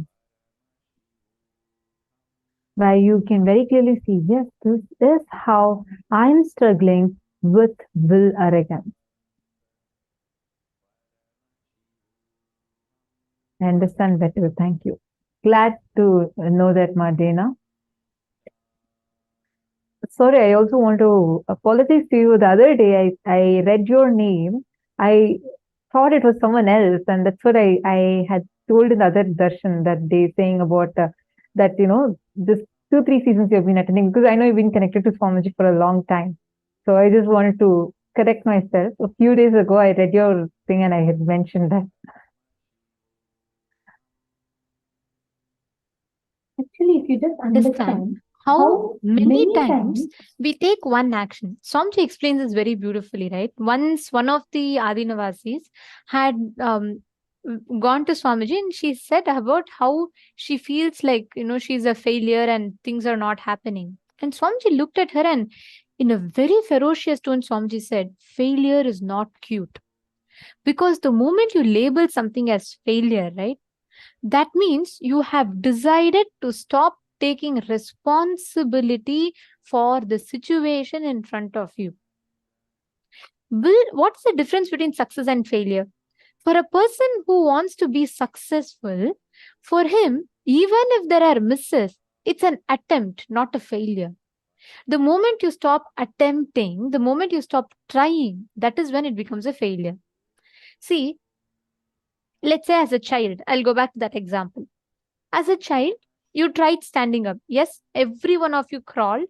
Every one of us fell. We kept falling. Is there anyone here as a child who's never fallen? No, right? Every one of us have fallen. And we tried standing up. Finally, somehow we managed to stand up and start walking. Correct? Now, are you going to call the 100 times that you fell as failure? No, nobody tells, oh, I failed to stand up when I was a child. No. You say you attempted, you kept trying. It's an attempt because you didn't label it as failure and you didn't say, fortunately, no child has a concept of failure. After that, what happens is society imposes this concept of failure into us. What do we say? We stand up, we try. That's what we say as a child. Now, even once when you try the second time, if it does not happen, we say, oh my God, I have failed. This concept this does not of work failure. for me. I'm very sure this is not going to work out for me. This is not my strength. This is not an area that I have some strength in. These are all the kind of statements we start uttering. Am I right? Ma Libo Sun Libo. Nice to see you here. Are you understanding? Ma Sun Libo and All the Sarvanyapita Yajaman, Sarvanyapita Karta, Sarvanyapita Karta manifestors, I request you all also to please interact. You all can post in the chat. All right. See, are all the male participants also understanding this?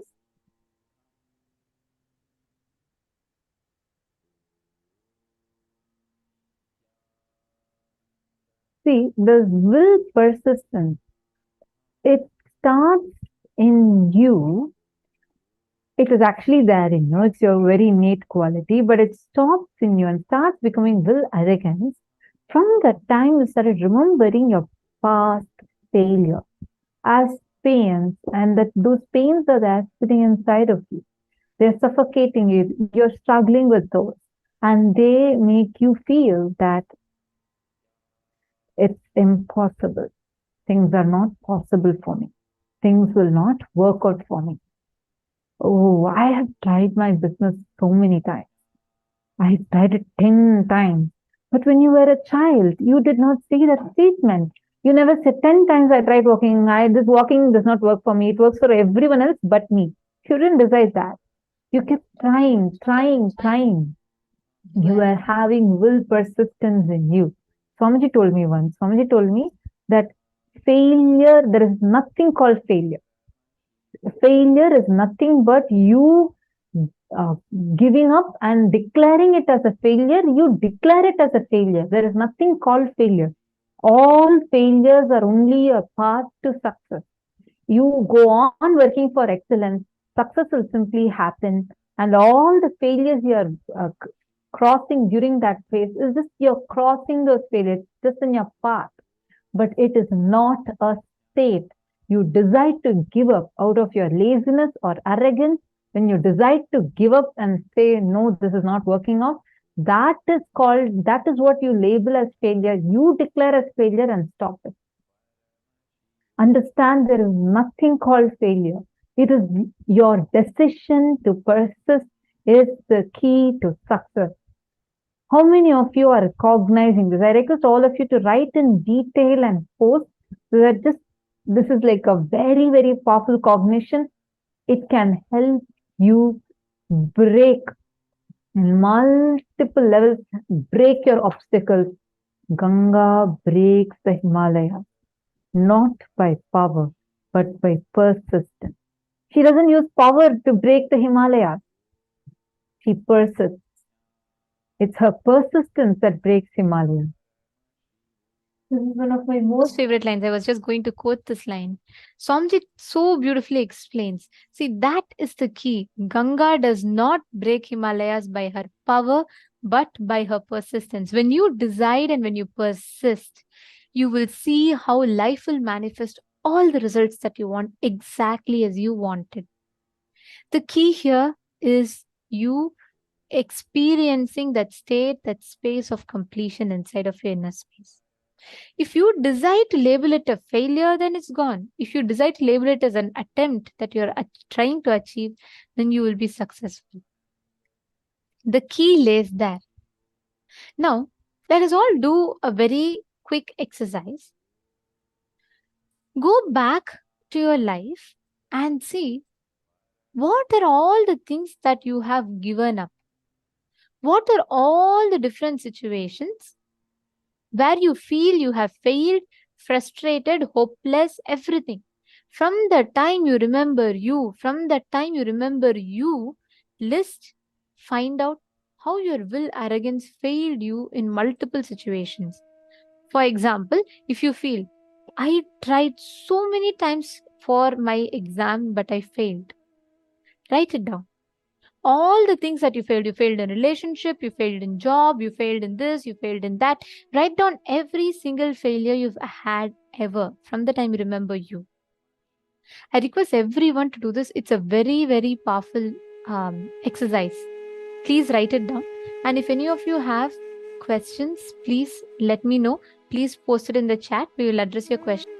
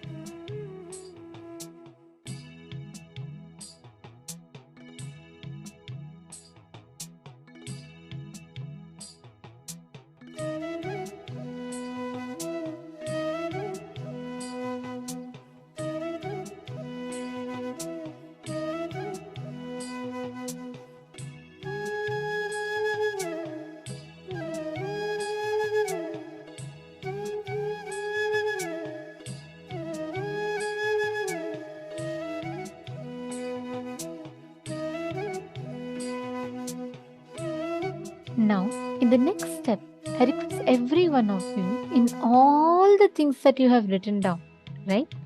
In each and every single thing that you have written down, the moments that you have labeled as failure, the moments that you have labeled as unsuccessful, look in and complete why you failed where you failed. Sit and complete with that pattern of struggling, the will arrogance. And now, consciously go back. Once you complete with each of them, make a decision to work only with will persistence. Sit with that decision. Only with will persistence, you're going to take the decision, not with will arrogance. Just revisit those incidents and look in and complete with them.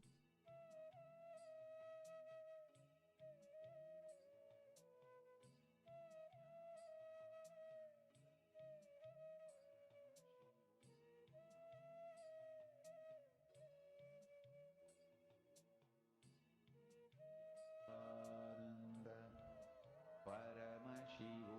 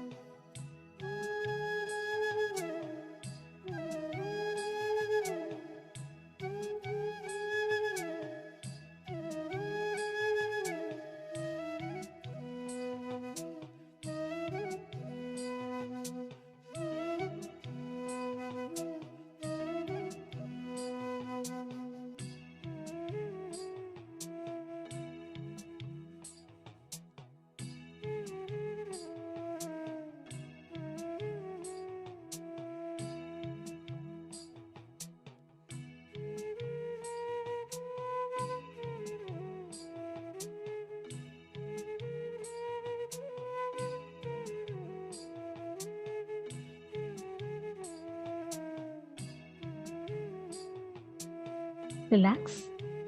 Slowly. Please settle down. See, understand, every single time that you're going to decide, and every single time that you're going to, you feel that you have failed, you just need to be aware of this one thing. Are you deciding from will arrogance, or are you deciding from will persistence? That is the only thing that matters. Is it will arrogance or is it will persistence?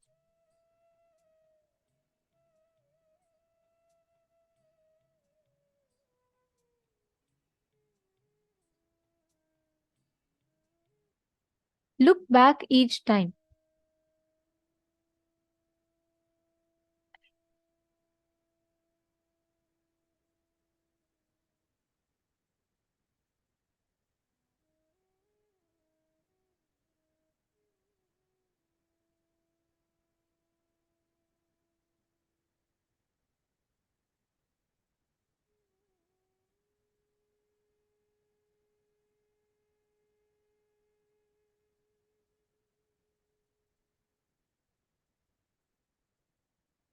Okay. See, understand. Now, every single decision you make in your life, this is the key.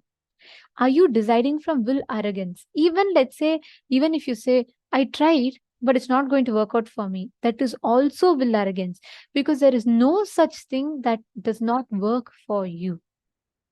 There is no such thing that does not work for you. Everything that you want, when you consciously will it, there is a very, very clear way of making it happen. This same law applies even for power manifestation. How many of you are declaring consciously from this moment onwards, you are going to work from will persistence, not will arrogance? How many of you are taking it up as a declaration in you? Can you put yes in the chat, please?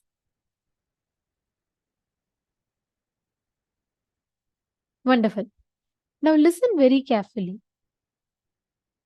Every time you're manifesting powers, apply the same principle, will persistence. With will persistence, you can make it happen. You have a way to make it happen. Drop that will arrogance and work with will persistence. You will see how just by your conscious will, you can make it happen. Now sit and let us do the same thing. See, one cycle is 42 minutes, all right? So you're going to be doing one half a cycle, which is 21 minutes of altering this. So it may take up to 42 minutes, and that's totally fine. It is okay, but do this at least once completely. Pick up a place and make sure already that forecast is not predicting sun or rain or whatever you want to bring in there, and alter the temperature. Increase it by at least 2-3 degrees. Please chant the Mahavakya. I request every one of you to do this. Please head to accuweather.com.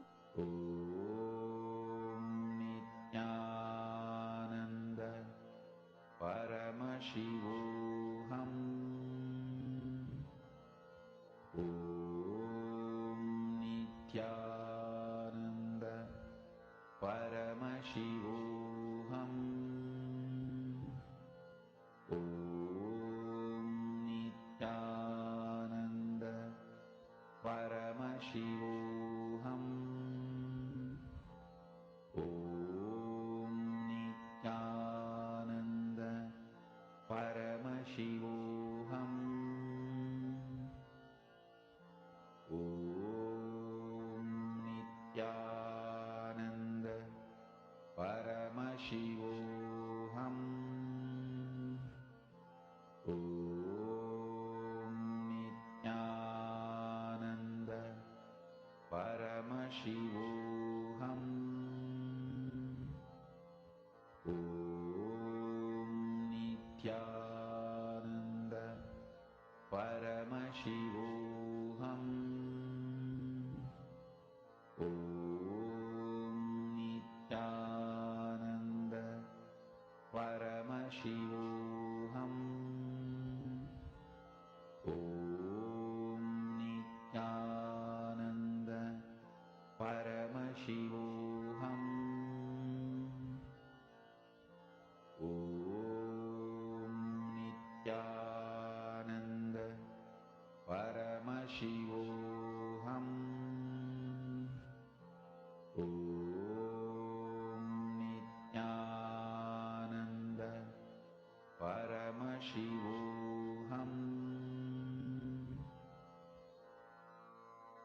Mahamahavagya, spiritual lullaby for samadhi. And Suprabhatam, wake up call, wake up song for Paramashiva. This Mahamahavagya is spiritual lullaby for you to fall into samadhi. Suprabhatam, wake up song for Paramashiva to wake up in you. Just remember this one powerful cognition. This Mahamahavagya puts me in samadhi. This is spiritual lullaby for samadhi. And Suprabhatam, wake up song for Paramashiva in me. For Paramashiva to manifest. With this one spiritual powerful cognition, chant this Mahamahavagya.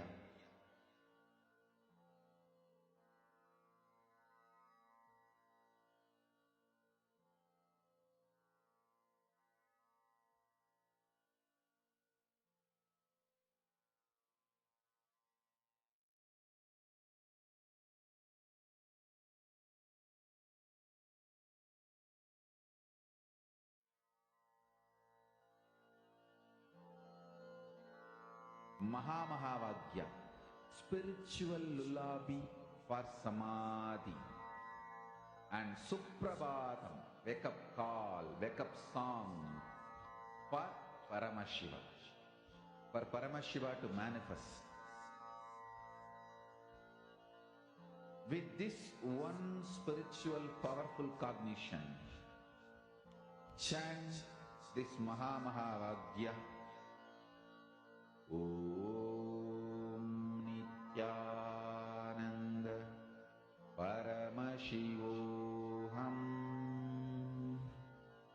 Om Nithyananda Paramashivoham. Om Nithyananda Paramashivoham. Om Nithyananda Paramashivoham. Om Nithyananda Paramashivoham. Om Nithyananda Paramashivoham. Om Nithyananda Paramashivoham. Om Nithyananda Paramashivoham. Om Nithyananda Paramashivoham. Om Nithyananda Paramashivoham. Om Nithyananda Paramashivoham. Om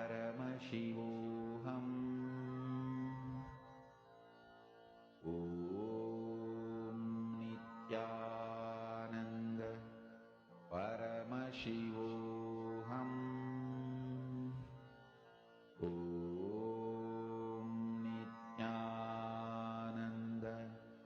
Paramashivoham. Om Nithyananda Paramashivoham. Om Nithyananda Paramashivoham. Om Nithyananda Paramashivoham.